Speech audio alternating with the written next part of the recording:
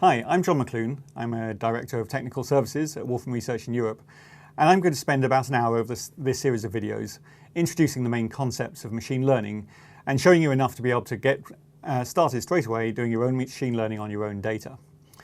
Now, the reason I think I can do that is I'm going to be doing this in the Wolfram language, where there's an awful lot of automation to make machine learning much easier to do, with much less effort and much less technical knowledge. So all you need is the main concepts and the very basics of programming ability.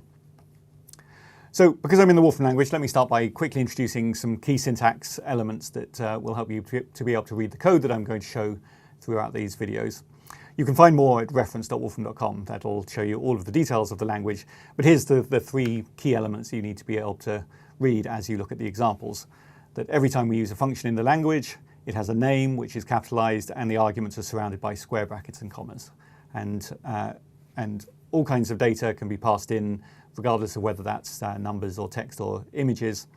Data is grouped together using curly brackets, these braces. And anything that's a key value pair, they're associated using an arrow which you type with a minus and a greater than sign. And that's really all you need to know for the basics of the syntax of the language. So let's get on to the basics of the machine learning, which is what we're here to discuss. First of all, let me try and oversimplify a little bit. What is machine learning?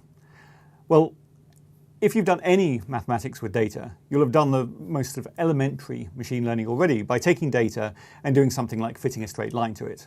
And in a sense, that's the simplest kind of machine learning, because the machine has to learn these two parameters to make that line align with the data. And the idea is then that once you've got a model to describe the data, you can start doing things like interpolating the missing values or extrapolating what might happen next. But of course, doing a straight line fit, linear regression, isn't really very good machine learning. And there's two reasons for that. One is it requires human intervention to think about what that model is. I've chosen a straight line here, but maybe a straight line isn't a very good fit for some kinds of data. And as a human, you have to rethink that and inject intelligence to decide what it is you're trying to fit. Now, of course, you can do that. You can change the model you fit, and sometimes you can get better fits to different kinds of data. But the other problem with fitting is that if you start adding too many parameters, you get what's called overfitting, where the fit gets better in the sense that it's closer to the data, but in terms of trying to predict what happens, it gets worse, because what you're really fitting is the noise, the errors in the data, rather than fitting the underlying essence of whatever the data is describing. So what machine learning really is, it's a collection of techniques that are more adaptive without human intervention, and at the same time resistant to these overfitting problems. But in the end, it's the same kind of outcome we're trying to achieve.